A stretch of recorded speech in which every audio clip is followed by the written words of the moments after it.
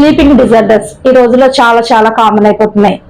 Hi, this is Jhansi, psychologist and hypnotherapist. మీకు ఏమైనా sleeping disorders ఉంటే, అది ఎక్కువ రోజులు మీతో క్యారీ చేస్తుంటే అది ఒక ఇన్సోమేనియా కింద కూడా మీరు పరిగణించాలి.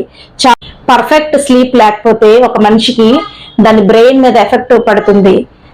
అది ఎక్కువ హెడేక్, విపరీతంగా రావడం, నెక్ పెయిన్ రావటం, చాలా సింటమ్స్ రావడం జరుగుతుంది. First of all, sleeping disorders అనేది ఈ కాలంలో చాలా ఎక్కువైపోతున్నాయి.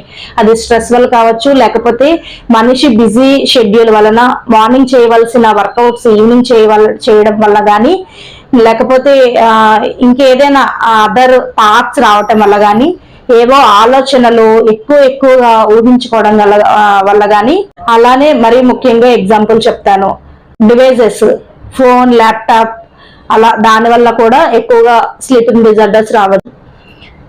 అసలు స్లీప్ రాకపోతే అది ఓన్లీ కొద్ది రోజులు మాత్రమే మీలో ఉందా, లేకపోతే అది ఎక్కువ రోజులు మీతో క్యారీ చేస్తుందా అన్నది మీరు గమనించుకోవాలి. అది ఇన్సోమేనియా మారగక ముందే మీరు ఈ ప్రాబ్లమ్స్ ని అనేది షార్ట్ అవుట్ చేసుకోగలగాలి.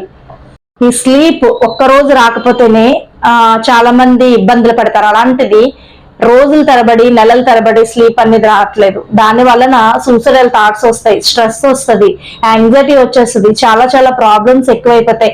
ఇలాంటి ప్రాబ్లమ్స్ ఏవైనా మీలో కానీ, మీ చుట్టుపక్కల కానీ ఎవరికైనా ఉంటే హోప్ రండి, సక్సెస్ అవ్వాలండి.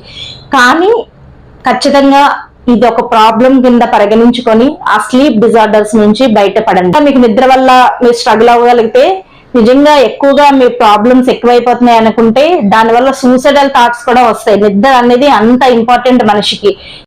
ఇంకా మరెన్నో సమాచారాల కోసం అలా ఛానల్ ని లైక్ చేయండి, షేర్ చేయండి, సబ్స్క్రైబ్ చేయండి. Thank you.